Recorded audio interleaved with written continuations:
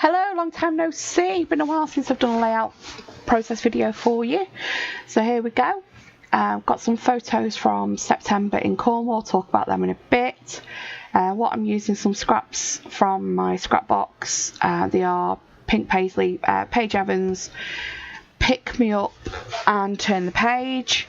I believe they're from there. There might be a sheet from one of the other collections in there as well. Some thickers and bits of embellishments from different places. And I've got a sketch from Scrap or Stash, I think that's from. Using the old trusty Creative Memories trimmer there. Saw that peeking for a minute.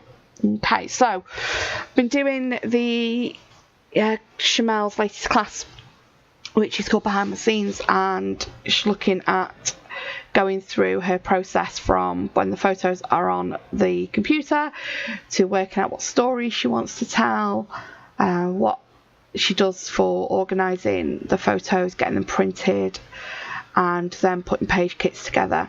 I found it a really big help. It's very different than the usual classes, which are very polished, but it's got me organised. I'm just showing you there that it was this sheet of papers from a paper stack, and I was just cutting off the perforation because I just prefer it with it cut off. So yeah, got a lot from that class of Chamel's, and like I say, it's not the usual polished edited videos. It is all very on the fly live videos showing the process as she goes through it, and I've realised I have lots and lots and lots of stories to still tell, and things that I haven't scrapped, which was really great, and getting organised using that's really helped. So back to this page. So it's Paige Evans, Pick Me Up and Turn the Page, and I'm just mounting my photos here on some self-adhesive funky foam that I've got from Hobbycraft. If you are a acid-free purist, you won't like that. You can do a couple of layers of acid-free cardstock between your photos and the funky foam though, or use lots and lots of acid-free foam pop dots. So I'm using the We Are Memory Keepers tearing rulers here. I just use that water pen to loosen the fibres. We got this ruler actually in the water pen as part of our kit at Go Go Day Away last weekend, which was fantastic, and just using it there to just add a bit of decoration to the papers, just make the edges a little bit different.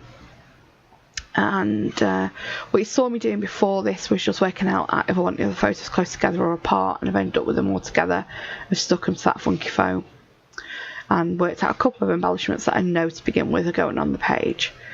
The sketch, which I flashed up at one point, is from Scrapbook Stash blog. I think that's like May 2016. That sketch is something I found on Pinterest this afternoon, saved it on my computer, used paint to flip it so that everything's on the opposite side, because of the way I'm facing in my photos, you'll see it in a minute, it's better I'm looking across the page. And just with this piece I was struggling getting the edge torn using the ruler, because I only wanted a little bit off the edge. So to get that done with just a little bit off the edge, I have turned the paper over and I'm ripping it from the back. Okay, you'll actually see rookie mistake with this in a minute. Spot the deliberate mistake, people. Okay, so yeah, like all that, I'm just going to use my T-square to make sure the pattern paper on the right and the pattern paper on the left are roughly around about the same place, because I don't like eyeballing it, because I'll get it wrong if I eyeball it. If you follow me on Instagram, you will see the wonky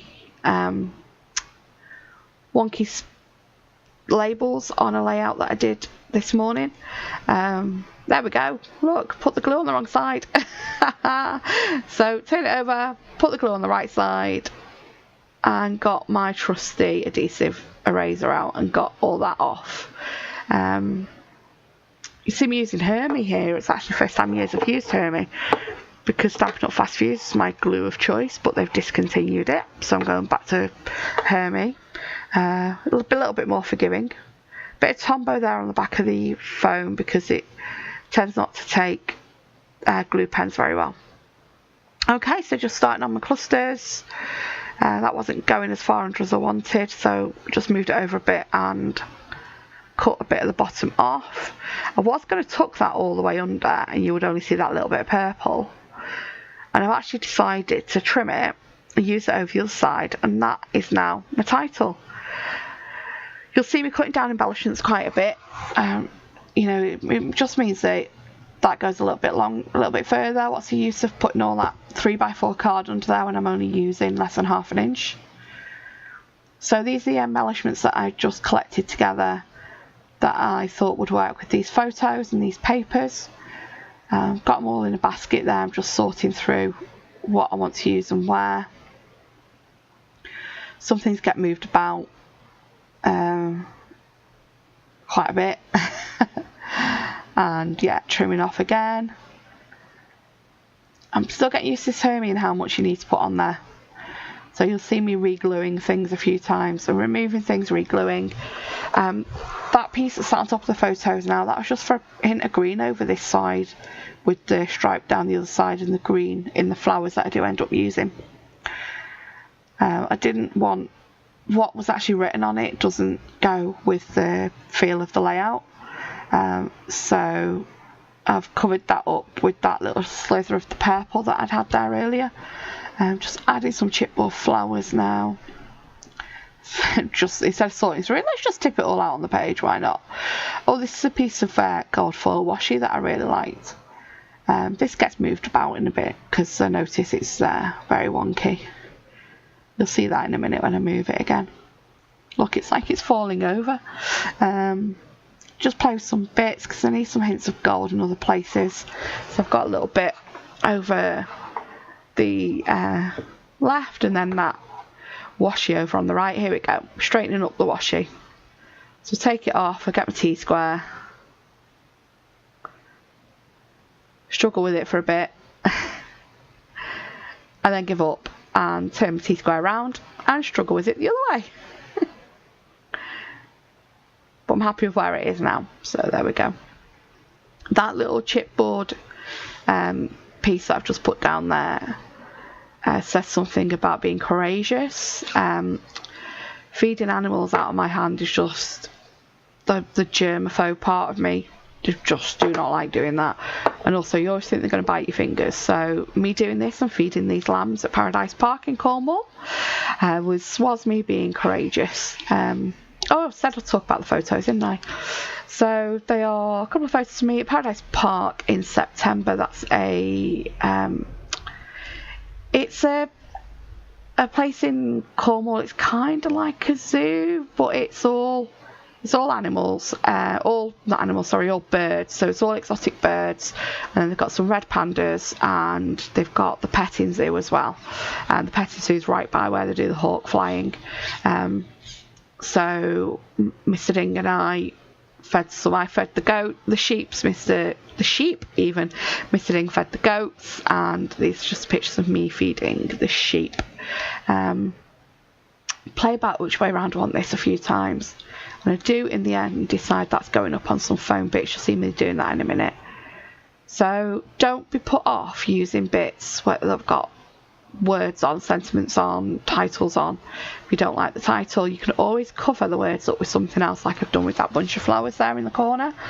I needed a bit of purple over that side because there's a lot around the main block, so I've used that thanks from the 2x2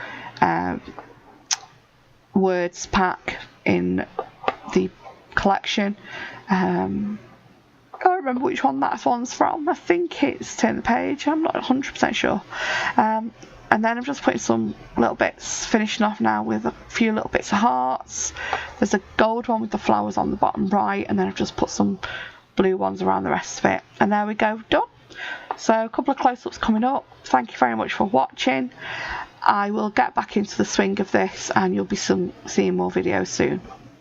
Bye for now.